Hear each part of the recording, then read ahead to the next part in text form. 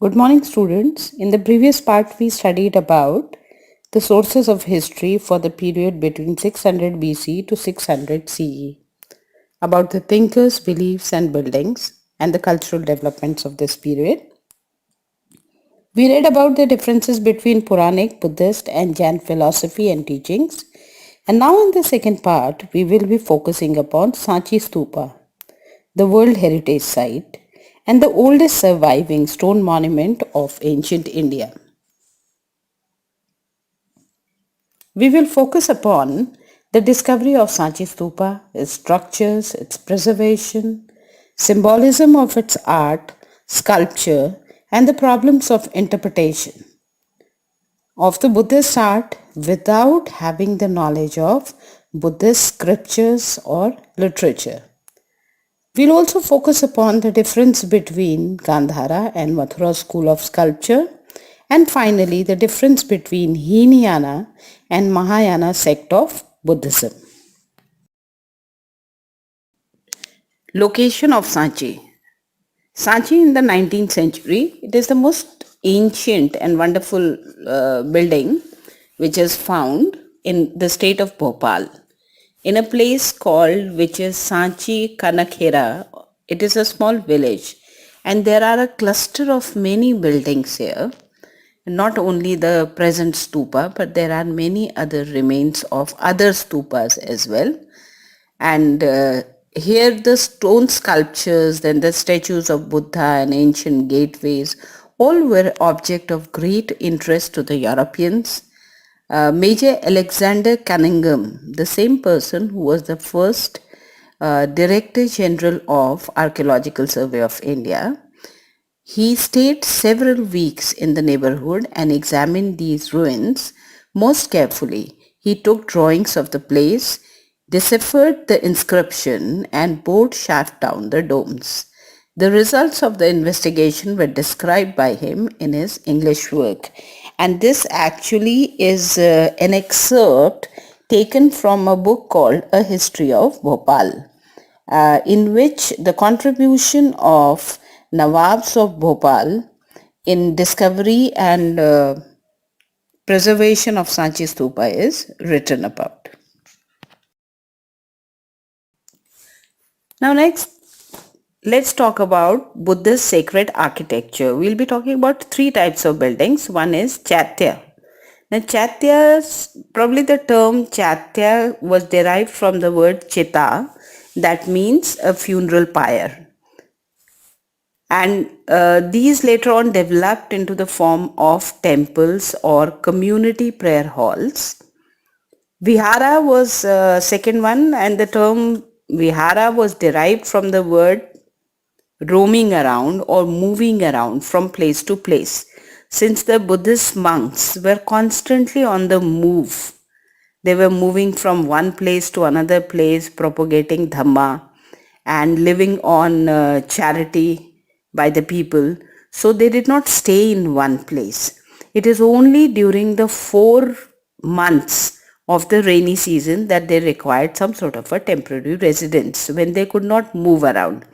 And so in their journey, at that point of time, wherever they were, near any vihara, they would go and settle down in that vihara for next 4 months, and they would go into deep meditation or do the spiritual work, writing, reading of more scriptures, ritual activities, etc., etc. There were separate viharas for men and separate viharas for women, like for bhikkhus and bhikkhunis. And they lived in a very simple manner with minimum of the things. And even the rooms were very, very small. The third one is stupa. And stupa is a mound or a semicircular heap of mud or bricks or stones constructed over the bodily remains or objects used by Buddha during his lifetime. Many of these stupas are also constructed over the remains of Buddhist masters. Therefore, the stupa is a very sacred kind of a space. Every stupa has a railing And railing is of special importance because whatever is there inside the railing, that is the partition, the boundary wall, whatever is inside the railing is the spiritual world, and what is outside it is the material world. So railing is important because it demarcates, or it separates the spiritual world from the material world. Now have a look at this image. The first one, Chaitya Prayer Hall or Assembly Hall with a stupa in the center. This is a cross-sectional drawing or illustration of the Karle Chaitya. And this Karle Chaitya is in the Pune district of Maharashtra. Now, it is a great pillared hall. There are pillars on both sides, and there is a long corridor in the center, and there are rooms on both sides, very small rooms on both sides, and in the center you can see a white color stupa. And these halls were used as temples or for the purpose of community prayers by the monks and nuns, or for Buddhist councils, etc., discussions, discourses, religious discourses. Next one, the second drawing of the pillared multi-storied building is the drawing of Vihara, which were the living quarters of the Buddhist monks and nuns, and there were separate quarters for men and separate for women. And these are actually very, very small rooms around a central open courtyard. So central open courtyard is for all kind of community activity, and these rooms the monks would only use with simplest of the things. That is, there could be a stone bedding on which one single mattress, not a mattress, a blanket they would spread, and then they were allowed to keep just one blanket, and that is how they lived in the simplest, as simply as they could. Now let us talk about the origin of stupas. Stupa is regarded as sacred because of the relics of Buddha. His bodily remains or the objects used by him were buried there. The tradition of making stupas was pre-Buddhist, and probably people were using it as memorials for their ancestors. When people died, then it is not necessary that over their bodily remains they would have constructed it in their fields. They may have constructed it just in the memory of their ancestors. So the same practice was adopted by the Buddhists, and these stupas were created over the relics of Buddha in the beginning, and then later on of the other Buddhist masters also. The entire stupa came to be respected as a symbol of both a Buddha.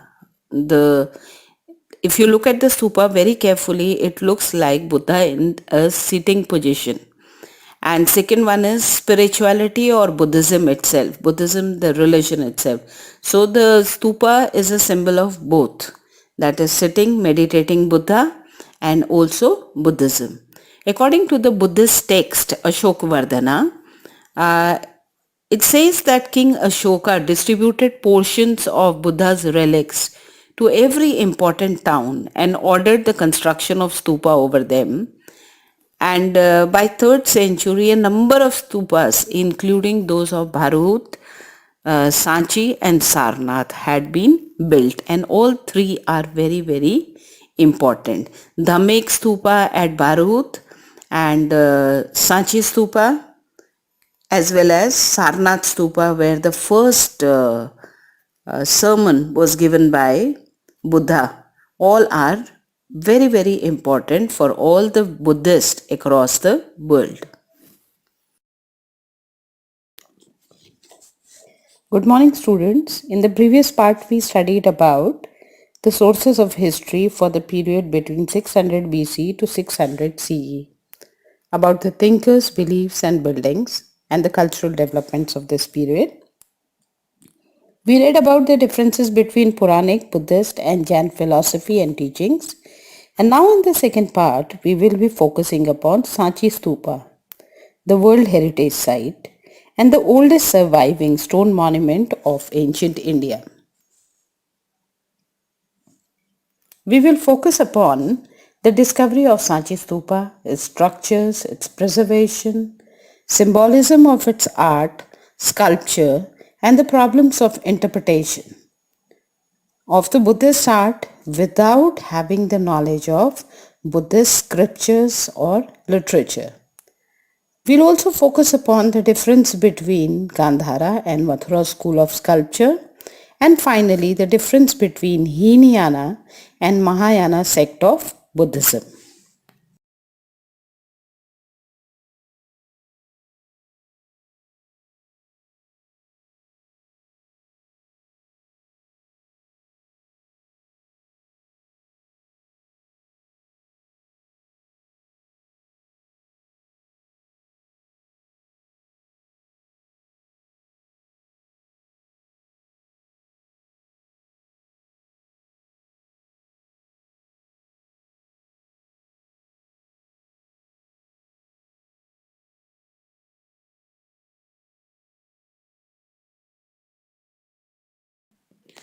Discovery of stupas at Amravati and Sanchi. Amravati stupa is an older stupa and it was in the state of Hyderabad. Now in 1796, a local Raja who wanted to build a temple accidentally discovered the ruins of stupa at Amravati and he saw these decorated stones and all. So he decided to use those carved stones in construction of this temple. And he also thought that there is a mound and he thought that the mound is a hill under which there might be some treasure buried there. So he carried out some excavation there. He did not find anything. Then later on, a British official called Colin Mackenzie, we'll read about him later on also. He was an engineer by training. So he visited the site and he found many pieces of the sculptures and he made detailed drawings of all these. And these reports he made for his own purpose, but these were never published. Then as far as Sanchi Stupa is concerned, it was discovered by General Taylor in 1818, and in 1919 Sir John Marshall, the same one who declared the discovery of Indus Valley Civilization, the Director General of Archaeological Survey of India, this John Marshall did detailed studies at Sanchi Stupa and he established an archaeological museum there, and it is this Sanchi Stupa is one of the best preserved stone monument, and it is also a World Heritage Monument which was declared in 1989.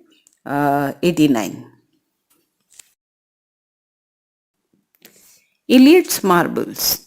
In 1854, Walter Elliott, who was the commissioner of Guntur district of Andhra Pradesh, he went to Amravati and collected several sculpture panels which were just lying because the stupa was found in a bad shape. It had most of its panels had fallen down and it was not intact. So he took them away to Madras, and all these marble sculptures that he had taken away from the Amravati Stupa were given the name of Elliott's marbles.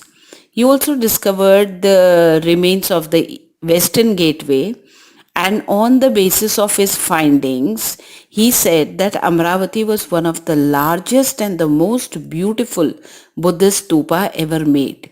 It was made up of marble, and by 1850s, most of the slabs from Amravati Stupa were taken by different people to different places, like some were removed to Asiatic Society of Bengal at Calcutta, some were sent to the India office in Madras, India office of the East India Company, and some were sent to the museum in London, and some were taken away by the British administrators to decorate their private gardens or as their private collectors' items.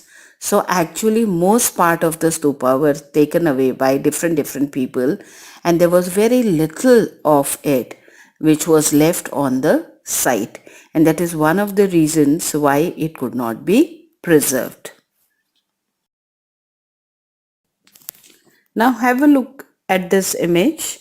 The first one, Chaitya Prayer Hall or Assembly Hall with a stupa in the center. This is a cross-sectional drawing or illustration of the Karli Chaitya. And this Karli Chaitya is in the Pune district of Maharashtra. Now, it is a great pillared hall. There are pillars on both sides, and there is a long corridor in the center, and there are rooms on both sides, very small rooms on both sides, and in the center you can see a white color stupa. And these halls were used as temples or for the purpose of community prayers by the monks and nuns, or for Buddhist councils, etc., discussions, discourses, religious discourses. Next one, the second drawing of the pillared multi-storied building is the drawing of Vihara, which were the living quarters of the Buddhist monks and nuns, and there were separate quarters for men and separate for women, and these are actually very small rooms around a central open courtyard. Now just have a look at the images, the drawings of Amravati Stupa in its full glory. When it would have been in its original form, it would have looked something like this. Very ornate, much bigger than Sanchi Stupa, and much more decorated. Now let us discuss the structure of stupa. Stupa is a semicircular mound of earth, semicircular hillock sort of thing, and that semicircular portion, that mound, is known as anda because it resembles like an egg which is buried in the ground, half of it. And then later on, this structure became more complex, that is, balancing of round and square shapes. Above the circular anda, that is semicircular anda, or the dome, or you can say the mound, was the square shape of a balcony, which was called Harmika. And this Harmika, it was assumed that this is where the gods stood. This is where the gods resided within the stupa. And then on top of that Harmika was a pole sort of thing, a central pole that goes through the structure of stupa, and it is called a mast or otherwise yashti. Now on top of that pole was a chhatri or a umbrella, and it is believed that if the relics inside the stupa belong to Buddha himself, then there would be 3 chhatris on top of this yashti, and if they belong to his disciples, then there would be 1 chhatri on top of that particular stupa. So actually by looking at the chhatris, you can come to know whether the relics within that particular stupa belong to Buddha himself or one of the great Buddhist masters. Then around the mound there was a railing, and this railing separated the sacred space. Sacred space is inside the railing, that is the compound of the stupa, and the world outside is the material or the secular world. Then as you enter the stupa through the railing, there would be a round circular path going around the stupa, and this path is known as Pradakshina Path. And so when the devotees enter a stupa, then they go around the stupa in a clockwise direction. That means when you are moving, then all the time the stupa would be to your right. They follow the movement of the sun.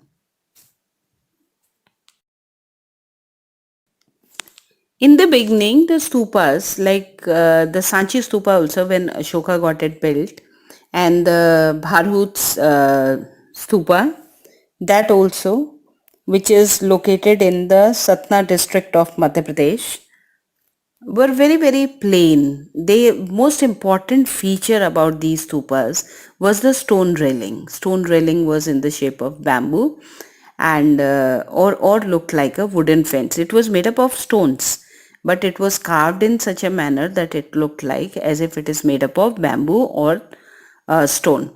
And they were elaborate gateways. The gateways were four in number, and they were in four cardinal directions.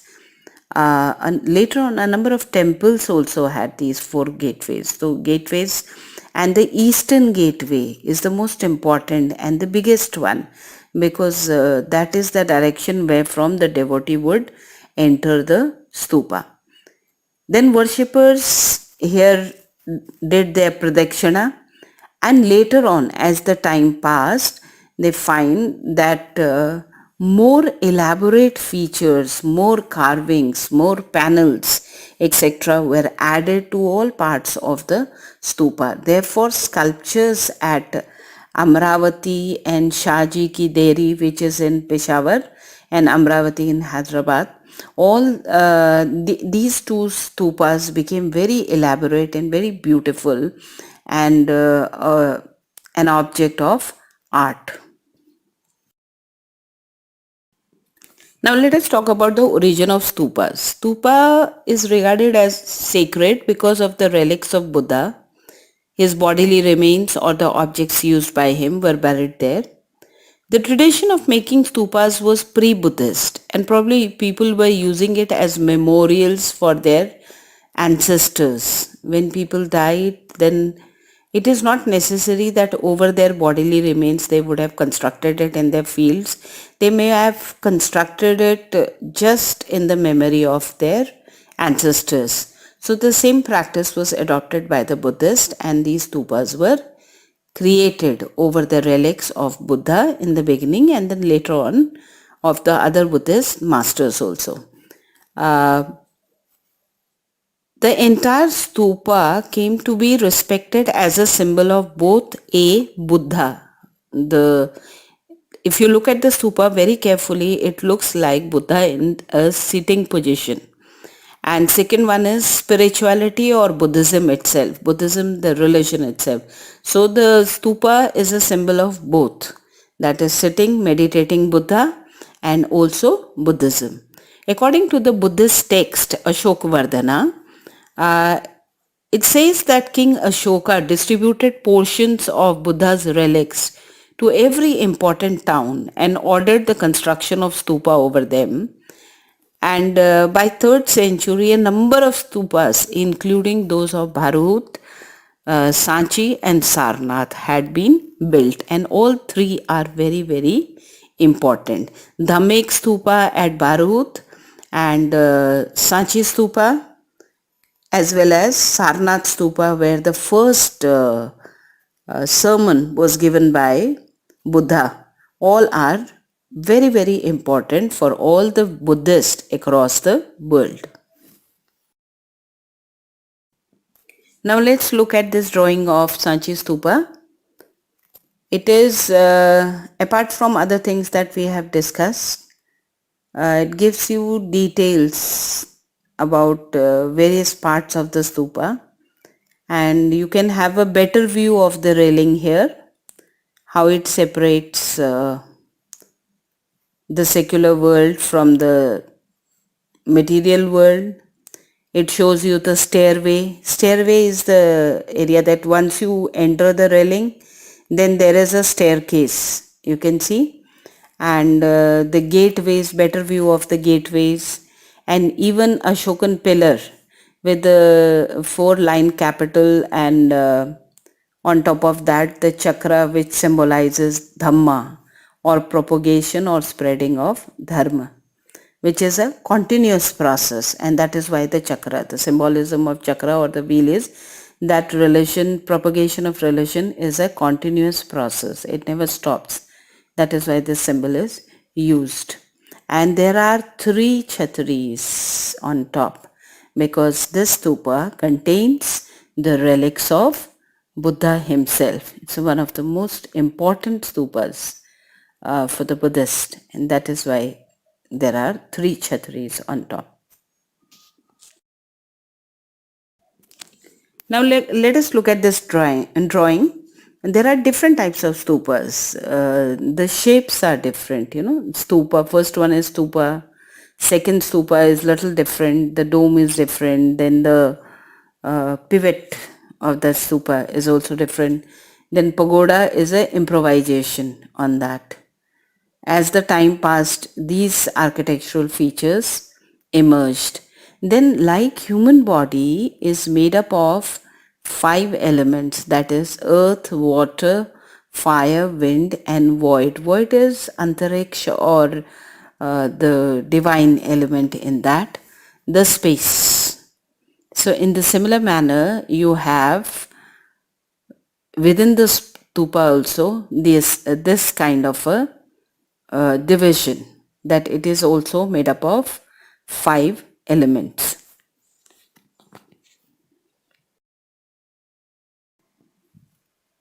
In this drawing, you see the elements of stupa are given in great detail.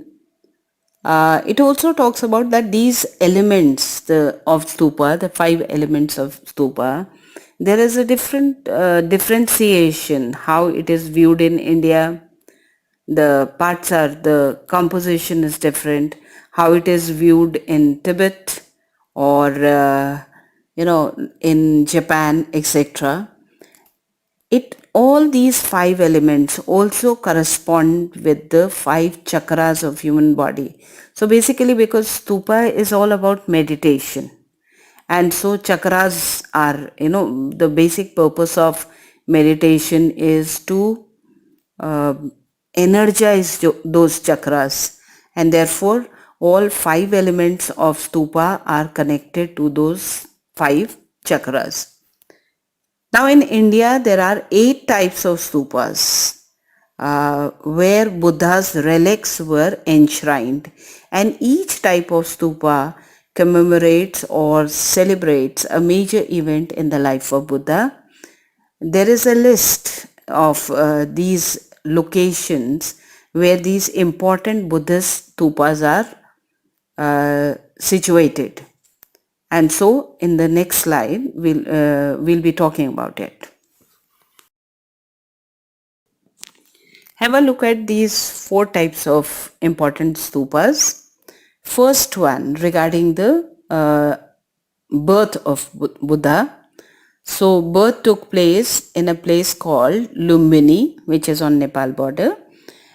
And so a special type of Buddha is there, Buddha's stupa is there.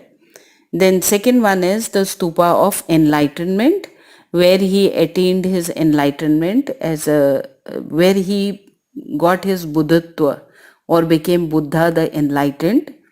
And this is located at Bodh Gaya, which is in Bihar, and where he defeated the forces of Mara. Mara is the god of desire, and this enlightenment was received under a Bodhi tree. Then next one is turning of wheel, that is at Sarnath, which is in UP, that where he gave his first sermon to his followers, and that is where the first order of 8 monks was initiated into the order of Buddhism, and they were the old associates. First 5 were the old associates of Buddha who had meditated with him, but later on Buddha changed his path and followed the middle path, and they were following the path of extremities. So Buddha got his enlightenment, they had not got it, and so Buddha found them and then went and gave them discourses, and through Buddha's help they also attained their nirvana later on. Last one is the fourth one in this category is the stupa of miracles, which is at Sravashti, and here Buddha rose into the sky. He was not in favor of performing miracles, and there are very few instances where Buddha performed miracles. Otherwise, he used logic and reasoning to convince people, and this stupa is made in the memory of the fact that he had performed miracle. He had risen up into the sky. Another four sets of stupas are, one is the stupa which is called the descent of God's realm. That is Shakya Muni's stupa, that he came to the earth to teach his mother. When he went back to his mother, uh, and taught her about Dhamma. So this commemorate that particular incident. Then the stupa of reconciliation, which is at Rajgriha. Rajgriha is again in Bihar. And this is where two groups of monks were fighting with each other because they had religious differences. And so Buddha mediated, called them to the bamboo grove, and there he mediated between these group of quarreling monks, and then they became of one opinion, and that is why that reconciliation is celebrated through the construction of this stupa. Then the stupa of complete victory, which is made at Vaishali. Buddha actually at Vaishali he prolonged his life because he felt that his mission in the world was still not over, and that is how this stupa of victory commemorates Buddha's victory over death. Then last one is when Buddha decides to go back, that Mahaparinirvana, or passing away from the cycle of birth and death and going into a realm where there was no death. So this is known as Mahaparinirvana, and this was achieved by Buddha at Kushinagar. So this last stupa was constructed there. There are some other interesting facts about Sanchi Stupa. Sanchi Stupa is 2300, more than 2300 years old. It was built by Ashoka the Great, the Mauryan king, on top of what is known as Raisine. In the Raisine district, there is a hilltop, Raisine Hill. That is where Buddha got this stupa constructed, and it was quite simple. It was the nucleus of the Buddhist monastic life for past 1300 years. People have been going to this stupa.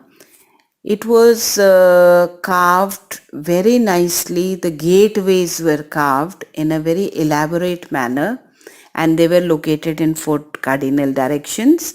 The gateways date back to 1st century BC, and were actually the already existing stupa was there, which was constructed by Ashoka. And during the Satvahana rule, more structure was added to the stupa. Then the stories from the Jataka tales about the previous birth of Gautam Buddha in both human and animal form. Sometimes he is born as an elephant, sometimes as a monkey, all these, sometimes as a deer. So these were the bodhisattvas, or extremely compassionate beings. So all these scenes are depicted on different panels of Sanchi Stupa. And there are also scenes from Manushi Buddha. All these are shown in the form of beautiful sculpture in Sanchi Stupa. Now let us look at the other important facts, that is aniconic imagery of Bodhi tree, umbrellas, set of footprints, wheels and empty throne are used to depict Gautam Buddha. Aniconic is when you don't use the images of a person, but you use some symbol to denote that it shows the presence of Buddha. For example, empty seat under a Bodhi tree will show enlightenment of Buddha. Footprints made in a particular way will show the presence of Buddha. This is how it aniconic is symbolic. Then iconic representation of Buddha. Iconic is where you have the statues, the bodily in the bodily form, as sometimes we see statue of Buddha. Were introduced much later in the Gupta period. It is in the Gupta period that beautiful images of Gautam Buddha were made and then they were placed. The finest monument and temples from the Maurya period to the golden age of India during the Gupta. So all these were added. It's not that it stopped with construction of stupa by Ashoka. Ashoka contributed, then Shungas contributed, then Satavahanas contributed, and Guptas contributed. More and more rulers kept on beautifying this entire stupa complex. Ashoka's first wife Devi was from Vidisha, and it is with her influence and because of her that he had decided to set up this stupa at Sanchi. There are a number of inscriptions in the stupa which talk about the danam or the donation by the rich merchant community of Vidisha, which was on a very important trade route. And therefore, we know that who the donors were, who had donated money for construction of the stupa. Later, within the same compound, the Shungas in the 2nd century BC made two more smaller stupas, and they have relics of Buddha's disciples. The Shungas enlarged the Sanchi stupa, the original stupa, and most of its grandeur was actually created in the Shunga period, and that is how it came to its present form or size. They also added the stairway to it and the railings, and the original stupa built by Ashoka was half its size. This is John Marshall, the Director General of ASI, who did major work for restoration of the Sanchi Stupa. And on the side, you can see one of the panels and that beautiful sculpture from Sanchi Stupa, wherein you can see the Bodhi tree. People are praying to the Bodhi tree. And there is a seat, empty seat underneath this, which signifies the presence of Buddha or enlightenment of Buddha. So actually Buddha is not shown in the bodily form. It is just a symbolic representation of Buddha. Now let's have a look at this one. These are the Nawabs of Bhopal who contributed a great deal towards the restoration and preservation of the Sanchi Stupa. If they would have not contributed, the Sanchi Stupa would not have been in the condition in which it is today. We have these Nawabs actually were not the wives to the Nawabs. They were in their own right the rulers, the Nawab Begum or the actual ruler of Bhopal. So it is a very interesting story that there is a lineage of one after another dynamic women who became the Nawabs of Bhopal, and in this the most important people who contributed towards preservation of the Sanchi Stupa were Nawab Sultan Jahan Begum, that is the first one, and Nawab Shah Jahan Begum, and this is the second one, and the other one Nawab Sikandar Begum was the first Nawab of actual independent ruler of Bhopal, and the last one that is Sajida Sultan Begum, was the last title holder of this dynasty of Nawabs, and she got married into the household of Patodis. And thereafter, once the titles were taken away in the independent India, then there is no present Nawab of Bhopal. Out of all these Begum Nawabs or Nawab Begums, Shahjahan Begum was the most distinguished. She ruled as a ruler of Bhopal from 1844 to 1860, and then again for next term from 1868 to 1901. The Tajul Masjid of Bhopal, the Taj Mahal Palace of Bhopal, Mohammedan Anglo-Oriental College of Aligarh, which later on became Aligarh Muslim University, the railway line that connects Hoshangabad to Bhopal, and many other technical training institutions, schools, teachers training institutes, etc. were funded by her. Till date, she is the only female chancellor of Aligarh Muslim University, and her primary focus was on women's education, promotion of women's education, and she tried to make the primary education for females free and compulsory. Now we come to the fundamental question of why Sanchi survived all the ravages of time and why it is one of the best preserved monument of ancient India.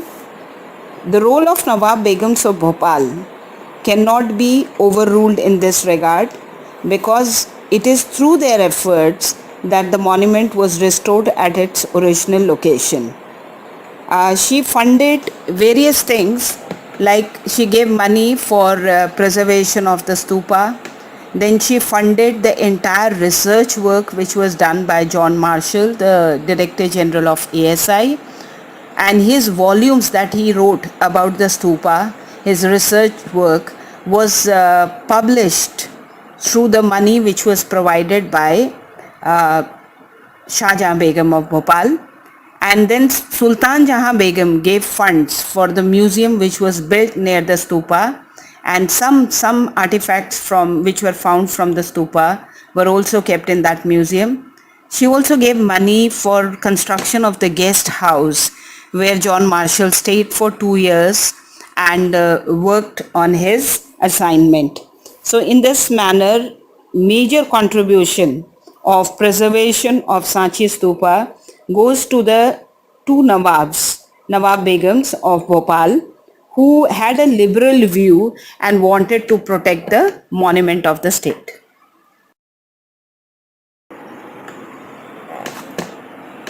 Shahjahan Begum did not give permission to French and the British who wanted to take away the eastern gateway of the Sanchi Stupa.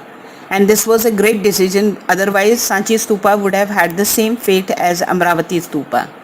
Then the plaster cast copies were given to the museums, that is the originals, the duplicate copies made up of plaster of Paris of the original sculptures were sent to the museums, and the original ones were restored on the site. The stupa complex has survived mainly because of these decisions. One is the wise decisions and funding by the Nawabs of Bhopal. Then people who were adventurers like railway contractors, builders, private collectors, they did not get an opportunity to take away parts of the pieces from the museum, pieces from the Sanchi Stupa to the museums of Europe or to their own private collection, as they did in case of Amravati Stupa. Also because by then there was an understanding that all the original parts of a monument must be restored at the site where it is found, that is in situ preservation of the monuments at the site of find, and only the duplicates were shifted to the museum. At the time of Amravati Stupa, such mindset did not prevail, and as a result we do not find much of the original pieces of Amravati Stupa on the site. A very detailed and systematic work of preservation and maintenance done by Archaeological Survey of India is also responsible for preservation of the stupa, and therefore it has become one of the most important sites visited by the Buddhists today. Sanchi Stupa also remains a valuable source for reconstruction of the history of early Buddhism. Now the question of why Sanchi survived and Amravati did not.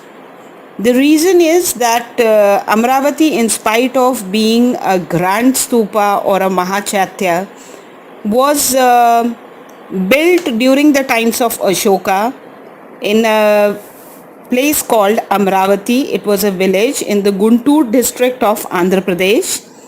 It holds the relics of Buddha again, and Buddha is shown in this stupa in both forms, in iconic and aniconic. Iconic is in the human form and aniconic is in a symbolic form. And this stupa, and when this stupa was found, it was not found in a very good condition because most of its panels and parts had fallen on the ground, and it was found by private adventurers, and they took away major parts of the stupa, the carvings, beautiful carvings, as private collectors' items, and many of these were shifted to museums across the country, and even sent to other museums outside the country, and that is why it could not be restored on the site. During the 19th century, a famous archaeologist, H.H. Cole, requested the British authorities to preserve on-site the Amravati Stupa, but it wasn't done. The on-site preservation of Sanchi Stupa was done because Sanchi Stupa was discovered later, and the importance of preserving the monument on site was by then gaining popularity. It was also found in a better condition. Only one of the gateways had fallen down and rest of the stupa was intact.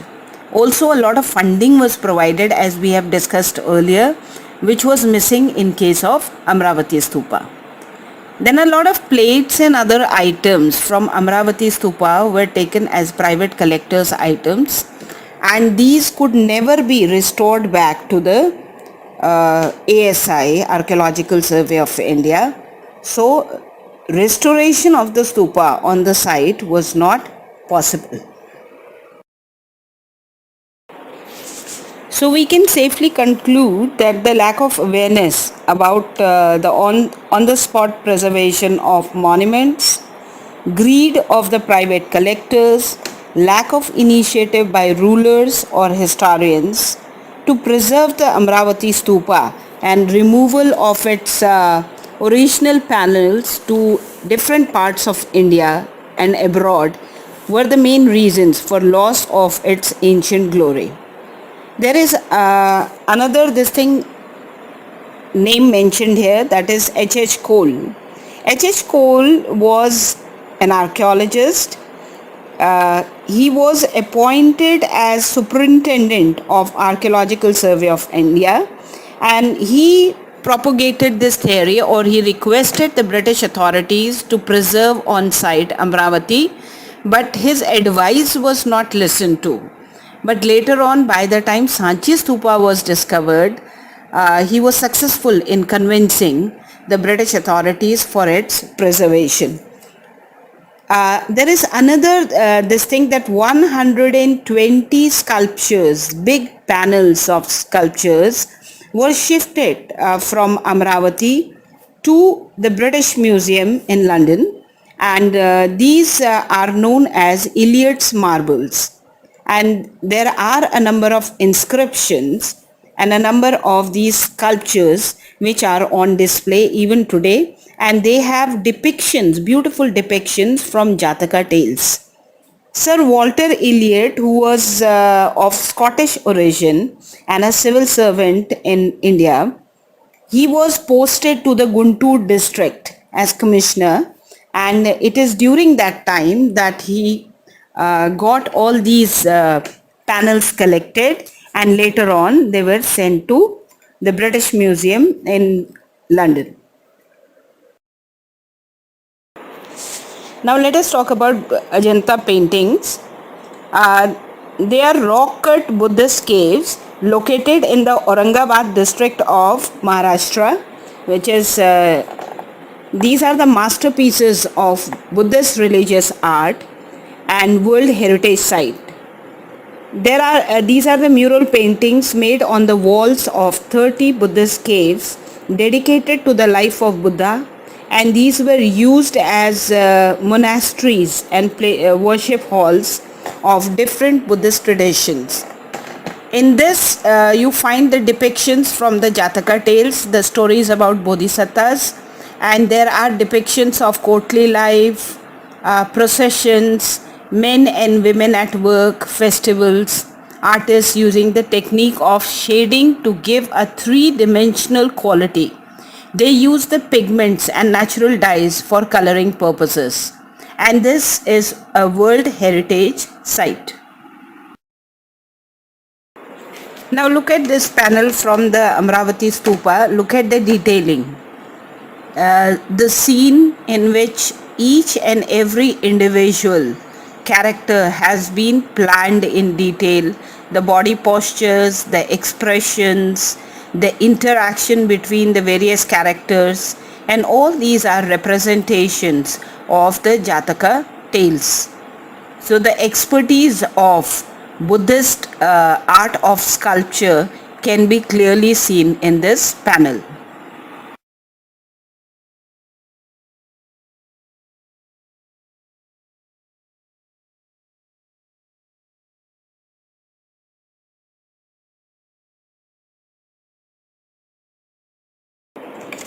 Now some examples of some images or sculptures from the Sanchi Stupa. The first one is one portion of the Torana, and here you can see the horse riders with different expressions. On top of that you can see the elephants, the jungle scene, and all this is a representation of some story of Jataka tales. The second one is a representation of Buddha, that is Gautam Buddha, and the Manushi Buddha. Manushi Buddha is the spiritual Buddha, which is not born of any parents. Buddha in the spiritual domain. And then you have got the third one is an iconic kind of a representation where that Dhammastambh is there, and right on top of that you have the chakra, the Dhamma chakra, that signifies the propagation of Buddhism or the religion, and very often refers to Buddha's first sermon. Then the fourth image is regarding when Buddha went to the heaven of 33 gods, and that is where his mother was, and this is one of the times, very few times Buddha has performed miracles. Actually he reasoned out, or he gave a rationale for everything that happened, did not use the power of miracles, but in this one instance he uses the power of miracle, rises up to the heaven to give religious discourses to 33 gods and to his mother who had died. And so the last one, the fourth one, is a representation of that.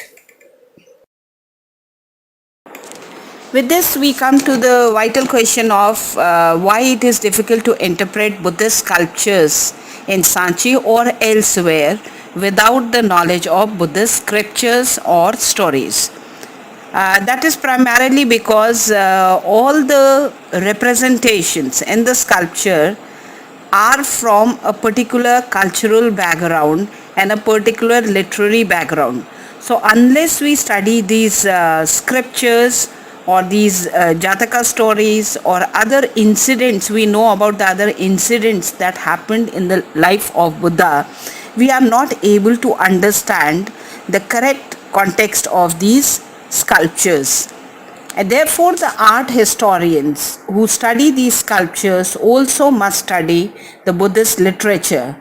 And as you can see from this panel, which is from one of the gateways, It shows a scene from Vasantara Jataka, and Vasantara was a prince who was very generous, and he gave everything to a Brahmana, and he went to live in a forest with his wife and children. It is quite similar to the story of Raja Harish Chandra with little variations, and because he had given away uh, all the miraculous elephant, six-tusked elephant, to the rival kingdom. So therefore, his father banished him from the kingdom, and then he lived a life of a simple forest dweller, and there also he gave away most of his belongings, and then the gods were happy with him, and finally everything is restored back to him. So this particular scene on the panel of one of the gateways shows that scene from Vasantara Jataka. So unless we know the story, we will not understand the context of this particular sculpture. Such sculptures need a thorough understanding of Buddhist literature. Now this second panel from Sanchi Stupa, which is on the pillars of Western Gateway, the Torana over there, the gateway, which was constructed in the 1st century BCE. It shows Bodhisatta as the monkey king, and this concept of monkey king is also very popular in China as well. And it is said that Bodhisatta was once born as the monkey king, and he ruled over 80,000 monkeys. And there was this king Brahmadatta of Banaras, and one day he was going with his queen and the entire royal entourage, and Bodhisatta, as the wise monkey, had advised his followers that none of the fruits from the mango grove where they resided should fall into the river. And but accidentally one mango fell into it, and it had such nice fragrance, and that mango was found by the soldiers, and they gave it to the king, and the king was so fascinated with it that he decided to get all the mangoes for his use, and they tried to kill the monkeys. And now Bodhisattva, he wanted to save his people. He was a great compassionate being, and so he tried to use a stick to create a kind of bridge over the river so that people could escape to, or his monkeys could escape to the other side.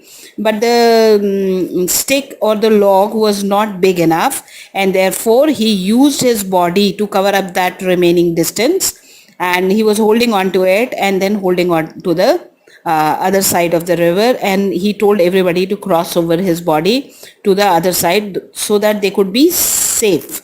And in the process of doing that, everybody passed on to the other side and were safe, but his enemy, another monkey, jumped on his body and tried to create a lot of harm to him because he did not want him to succeed in his mission, and consequently Mahakapi was severely injured, and it broke his heart. It ruptured his heart, and he died. And then the king was full of remorse, and he constructed a monument in the memory of this monkey king, because he saw his supreme sacrifice, that even he gave away his life in order to save his people. Now, when we look at this panel, we are not aware of this entire story. We just know that some monkey is there and there are some human beings, and just the representation of it, and there is some tree, and we do not know the story behind it. But when we read Mahakapi Jataka, then we come to know about the entire context of this particular sculpture. Therefore, our understanding of Buddha's sculptures at Sanchi and at many other places is dependent, heavily dependent upon our understanding of the scriptures or the stories which are written in the Jataka tales. It is the same kind of a problem what we faced earlier and we discussed in the first part regarding the interpretation of Puranic gods. That unless we know the cultural context and the symbolism, it is very difficult to understand those sculptures. Now we come to another example, that is one of the Toranas of the Sanchi Stupa, which has got multiple scenes of such stories depicted on it. So if we do a deeper analysis of the kind of stories which are depicted on different panels of Sanchi Stupa, then it includes stories mainly from these Jataka tales. One is six-tusked elephant Jataka, where Buddha is born as an enlightened elephant, and he has got six tusks, and he helps people to uproot one of his tusks so that they can make money, and that level of compassion. Then Great Monkey Jataka, I told you the story. Vasantara Jataka, I told you the story. And then there is a Shama Jataka. So multiple stories from Jataka tales are represented in different scenes of Sanchi Stupa. Now we were talking about the aniconic representations. So first one is regarding the Dharma Chakra, the symbol of Dhamma and its propagation. And there is no Buddha there, but the image shows the sermon of Buddha delivered at Sarnath. And the chakra shows the propagation of religion, which is a continuous kind of a process. Then second one, there is a stup or stupa, and it symbolizes the enlightened mind and presence of Buddha. There is no Buddha in the picture, but it is presumed by looking at the stupa, and stupa anywhere will represent the Mahaparinirvana of Buddha. That is leaving this bodily form, human body form, and rising to the heaven. Third one is people are gathered around the Bodhi tree, which can be seen in the figure, and there is an empty seat under the Bodhi tree and everybody is worshipping to it, and this symbolizes enlightenment of Buddha or his meditation. Once again, Buddha is not shown in the sculpture at all. It is just his symbolic presence which is shown. So this kind of representation can only be understood if we understand the Buddhist stories. If we have read about the Buddhist philosophy, the story, the symbolism, then only we will be able to decipher all these sculptures. Look at more of such representations. Image 1 shows an elephant and it's riderless, and Jataka stories has that Buddha was born as an elephant or bodhisattva in his previous life. The next example is of a Shalabhanjika who was a Yakshini, and this woman had this miraculous power to touch any tree and cause it to bloom into flowers and to bear fruits. And this Yakshini or Shalabhanjika is actually of non-Buddhist origin. It's not a Buddhist symbol, but we find a lot of it in the Buddhist monuments. The third one is Gajalakshmi or Buddha's mother Mahamaya. We do not know, because if we go according to the traditional Hindu imagery, then there is a lady in the center whose Abhisheka or welcome is being performed by two elephants. And if you see goddess Lakshmi, then this is how she is represented in a number of images. It could be either Lakshmi, Gajalakshmi, or Buddha's mother Mahamaya. About this, historians have their own opinions, and this could be a matter of dispute. Now next one is the serpent. So serpents do not have anything to do with Buddhism. They are generally associated with Puranic Hinduism, and a lot of historians have said that probably because serpent worship was central to Sanchi, and people had been already worshipping serpents. Basically, it's a common practice amongst the agrarian communities, and it was a non-Buddhist practice. But then later on, as Buddhism became a popular tradition in this area, people adopted this symbol, and this is how we find a lot of it being shown in Sanchi Stupa. So pre-Buddhist and non-Buddhist symbols, cultural symbols or imagery is also included in Sanchi Stupa, and we have to go into its background to understand its symbolic importance. We find the finest depictions of animals in the sculpture of Sanchi. As you can see on the panel, one section of the panel of the gateway is there, and in the sculpture you'll find elephants and horses and monkeys and cattle. Here you can also see the peacocks and lion.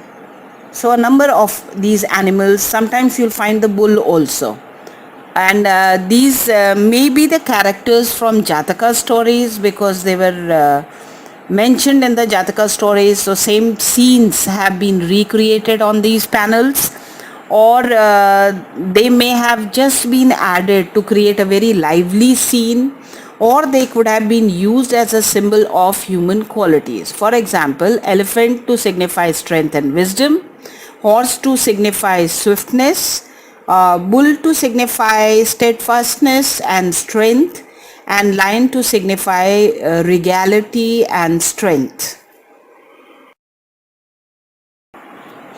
Now some exercise for you.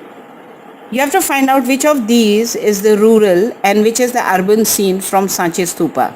So carefully look at the images and try to find out the answer.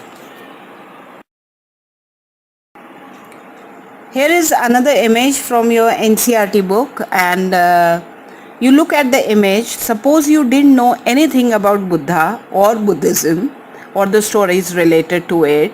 Would you be able to find out what the scene is all about? You can see a horse, you can see people, probably you can see a king and all these. But would you be able to tell what it is all about without knowing the story of Buddha? And that is what our primary question was, that how do we try to interpret the Buddhist sculptures in Sanchi or elsewhere without having any knowledge of Buddhist scriptures and stories. It becomes very, very difficult or next to impossible. Now look at these two images. How Buddha was represented in various forms. There are many other ways in which Buddha is represented, but we have taken just two examples. One is Buddha in Gandhara style. So you can see the fold of the fabric and the hair.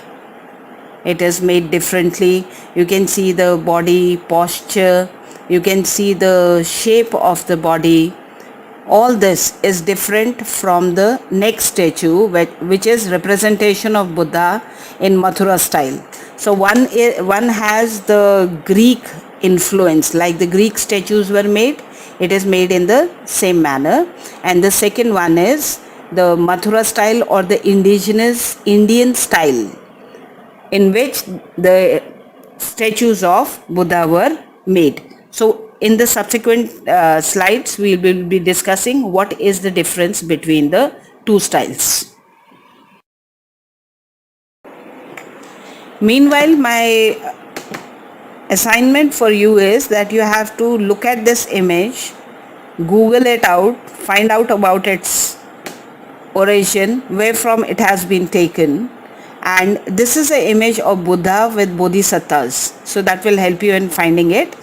And you have to find out that what style has been used in creating this image of Buddha and the bodhisattvas. Now let's look at this chart. the differences between Gandhara, Mathura and Amravati, the sculpture which has been found at Amravati. We are only talking about the Buddhist religious sculptures.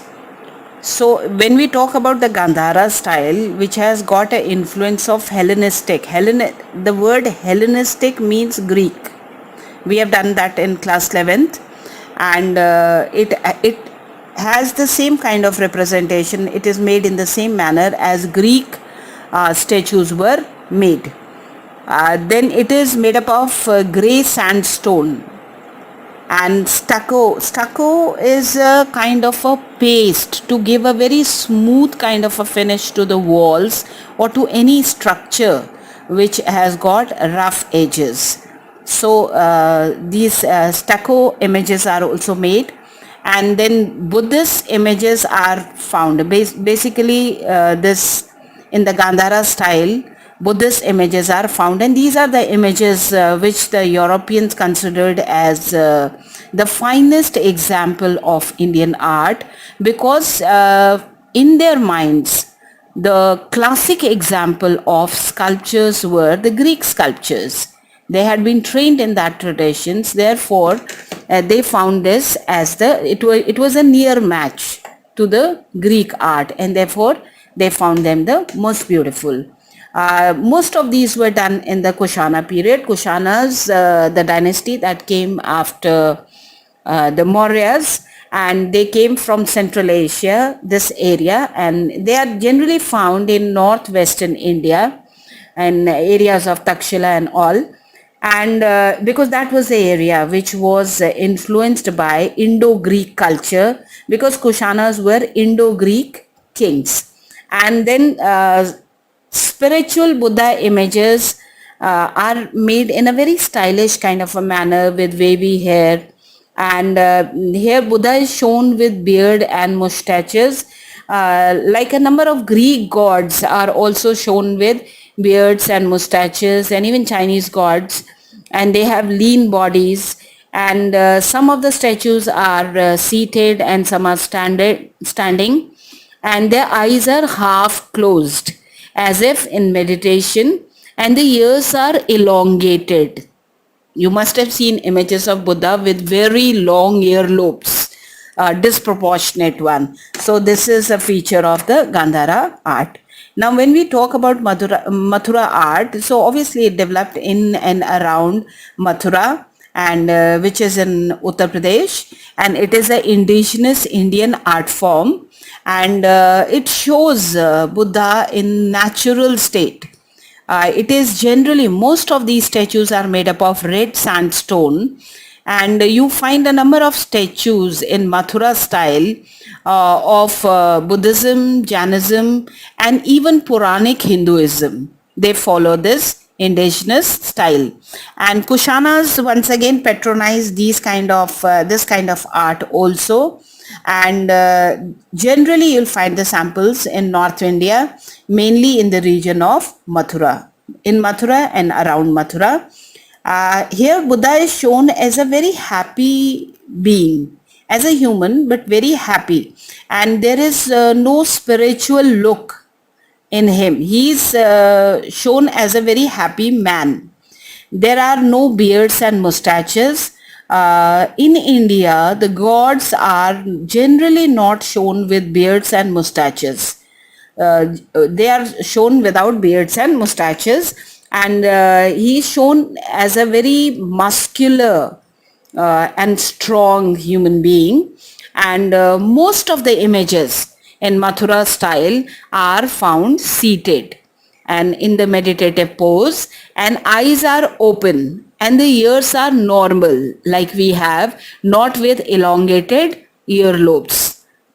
When you talk about Buddha's images at Amravati, so again it is of Indian origin, and generally they are made in the white marble stone. They're carved out of white marble stone, and most of the images are of belong to Buddhist religion, and a number of images of Buddha are found in that meditative pose, and the rulers who supported it, this kind of sculpture, were Satvahanas, and it is found in the Krishna Godavari Raichur Doab area, the area which was controlled by the Satvahanas, and they depict the stories of Jataka, and a sample of that you have seen in the panels which I showed you about Amaravati Stupa. Now let's talk about the sects of Buddhism. There is a difference between the Theravada and Mahayana school of Buddhism, but before we go on to that, even during the lifetime of Buddha, there were many differences of opinion amongst his followers, and there were many sects. As many as 64 are mentioned in the Buddhist texts themselves, which existed from time to time. And today, when we take into account, there are four main schools of Buddhism which have survived. And the first one is Theravada. It is also called Hinayana Buddhism, but mainly a term designed by the Mahayana, followers of Mahayana. And Hinayana means lesser vehicle with lesser sutras or lesser principles. But this is seen as a derogatory term by many, and so it is not a very popular term. Theravadins call themselves as the real followers of the core essence of message given by Buddha and his close disciples. Theravadins, actually, Theras are the great masters. Thera is a great master, so followers of great masters would be Theravadins. And so this is the oldest form of Buddhism. And then next one is Mahayana. So Mahayana developed from one of the pre-existing sects of Buddhism and eventually incorporated many more into it, and it became a more inclusive kind of a religion, and it was more institutionalized. And while Theravadins believe in asceticism or renouncing the world as the only way to get nirvana, that if you want to break the cycle of life and death, then you have to leave everything and become a monk or a nun. But Mahayana Buddhism does not believe in this. Mahayana Buddhism believes that you can live like a common householder and get connected with God and do a number of religious rituals and practices and yet attain nirvana. So there are multiple ways of attaining nirvana. And then the third sect that developed was Vajrayana, and Vajrayana has got a close link with Mahayana. It incorporated many of the principles of Mahayana, but it also incorporated the tantric practices. Tantric practices, as you would study later on, influenced all major religions. And so in this case, Buddhism, when Buddhism incorporates Tantra into it, a mechanism, so it became Vajrayana. And Zen Buddhism is the Japanese version of Buddhism. As it traveled to the East, you know that cultural influences or cultural impact is never a one-way process. It is a two-way process. One is you propagate the principal ideas of a particular sect or a religion as the basic core philosophy, and then when you go to new areas, then there are a number of pre-existing belief systems which are incorporated or are made a part of that new religion which has come in, so that it has got wider acceptance amongst the people. So Zen Buddhism developed in this manner, and it totally focuses on meditation.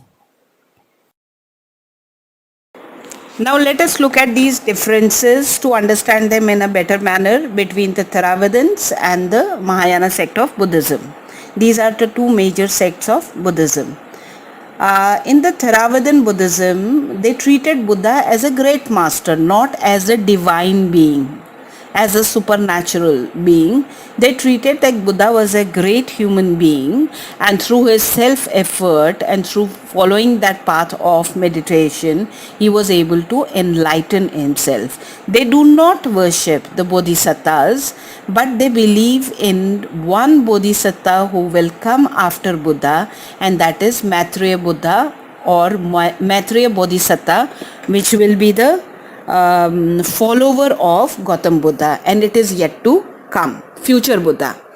Then they believe in teachings of the elders. Elders are the great masters, that is Buddha and his disciples, and its origin is in 3rd century BCE, when Buddha, his disciples and Ashoka propagated about this religion, and through sanghas, through the formation of monastic order, to various countries. The countries which follow Theravadin form of Buddhism are Myanmar, or earlier known as Burma, Cambodia, Laos, Sri Lanka, Indonesia, and Thailand. These countries follow Theravadin Buddhism.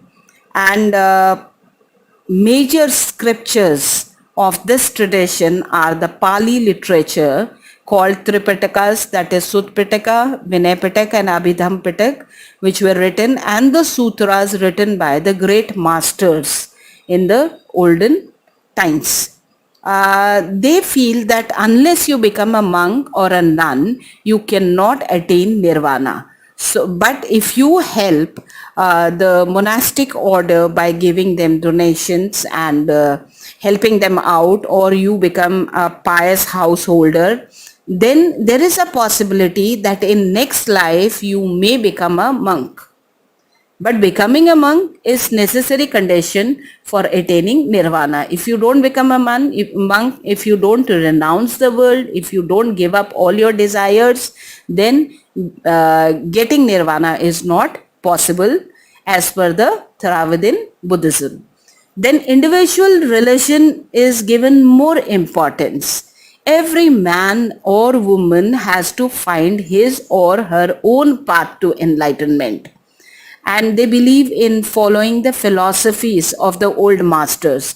So it is not taken as a religious institution, or it is there is no blind faith system. It is rationalizing everything and following your own way and following your own path and practices, and do a lot of meditation to control desires and to totally give up all worldly pleasures, and then only the nirvana or enlightenment is possible, and to follow a very righteous kind of eightfold path or the Ashtangic mark according to Theravadins. And they feel that wisdom is the highest virtue. We make right choices, we take the right path, and the wisdom will lead us to nirvana. When we talk about Mahayana Buddhism, there is a difference. They worship not only Buddha but Bodhisattvas. Actually, the difference is between, it is more like a bhakti kind of a concept. You know, Buddha is taken as a divine being, a supernatural being, and who came from the heaven. He had this previous accumulated merit, and then he, through various lives, he was Bodhisattva in the previous lives. So they worship Bodhisattvas also. And these Bodhisattvas, in all those lives, he had great compassion. He was a spiritual being, but he kept coming back to the earth because he wanted to help humanity. And that is why he did not accept nirvana. And it is only when he comes as Gautam Buddha, then he attained nirvana. And the greatest bodhisattva that they do worship, and in this Mahayana tradition, one deity that you'll find outside their stupas is Avalokiteshvara, the Lord of 1,000 eyes and 1,000 hands. Then they modified the Buddhist teachings and they added a lot of new sutras to it. And it was a combination of different sects of Buddhism and many new rulings. And they made a proper process of rituals Its origin is between 150 BC to 100 CE, and it is today mainly popular in China, Japan, Korea, and Tibet.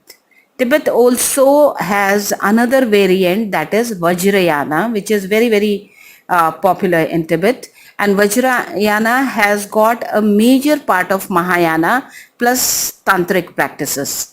Then its literature is written in Sanskrit and Chinese and Tibetan, because these are the later editions. They say that nirvana is possible even without becoming a monk. Asceticism is not a necessary condition for attaining nirvana, and so how would you get nirvana is that you become the follower of a great master, and the master has got spiritual powers, and through his spiritual powers he will help you in attaining nirvana in the shortest possible times. Otherwise it will take you multiple lives to attain nirvana, because the process of purification will be very slow through individual effort. But in this case, there are great masters who are helping out the community, and so many people, more people can get nirvana through the spiritual assistance of the great masters. And then finally they say that, like the Theravadins say that wisdom is the highest virtue. Mahayanists believe that compassion is the highest virtue. If you are full of kindness and compassion, then you become eligible for attaining nirvana. And that is how almost all the bodhisattvas are shown. So with that, we conclude this chapter, and I will be continuing with part 1 of chapter 5 subsequently, maybe next week. And I hope I have been able to explain each and everything properly, and you have understood the entire context and the concept, and will be able to answer all your questions properly. Thank you.